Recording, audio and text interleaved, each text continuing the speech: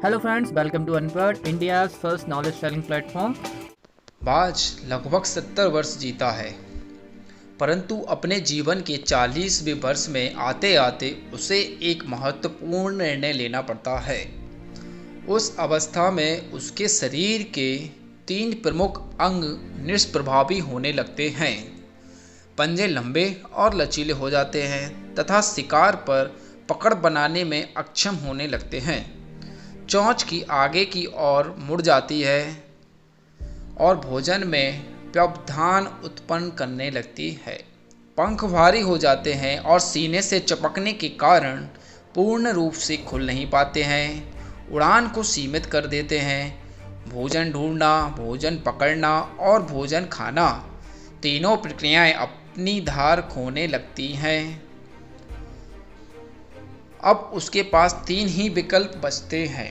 पहला कि देह त्याग दे, दूसरा अपनी प्रवृत्ति छोड़ गिद्ध की तरह व्यक्त भोजन पर निर्भर करे, या तीसरा या फिर स्वयं को पुनर्स्थापित करे आकाश के निर्द्वंद एकाधिपति के रूप में। जहां पहले 2 विकल्प सरल और त्वरित है, अंत में बचता है तीसरा लंबा और अत्यंत पीड़ादायी रास्ता। बाज चुनता है तीसरा रास्ता। जी हाँ, बाज चुनता है तीसरा रास्ता और स्वयं को पुनर्स्थापित करता है। वह किसी ऊंचे पहाड़ पर जाता है, एकांत में अपना घोंसला बनाता है और तब स्वयं को पुनर्स्थापित करने की प्रक्रिया प्रारंभ करता है। सबसे पहले वह अपनी चोंच चट्टान पर मार मार कर तोड़ देता है।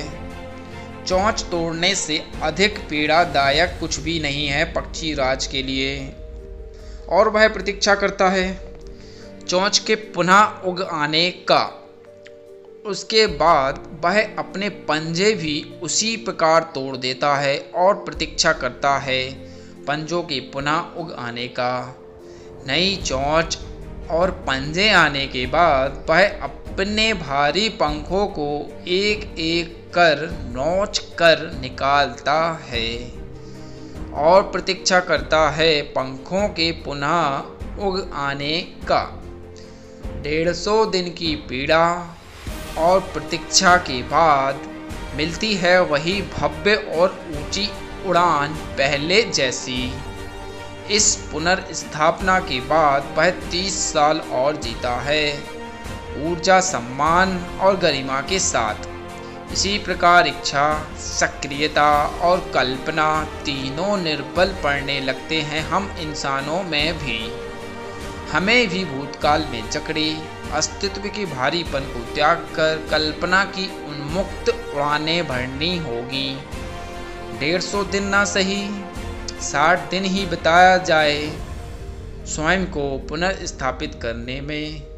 जो शरीर और मन से चिपका हुआ है उसे तोड़ने और नोचने में पीड़ा तो होगी ही, और फिर जब बाज की तरह उड़ानें भरने को तैयार होंगे, इस बार उड़ानें और ऊंची होंगी, मानी अनुभवी होगी, अनंतगामी होगी। हर दिन कुछ चिंतन किया जाए, और आप ही वो व्यक्ति हैं जो खुद को सबसे बेहतर जान सकते हैं। सिर्फ इतना निवेदन है कि छोटी छोटी शुरुआत करें।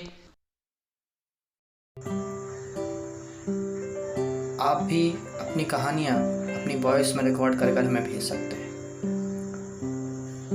उसे हम अपने प्लेटफॉर्म पर पब्लिश करेंगे और हो सकता है आपकी कहानी किसी और के लिए प्रेरणा का काम कर जाए। अपनी कहानी हमें भेजें। आपका अपना रोहित। जय हिंद।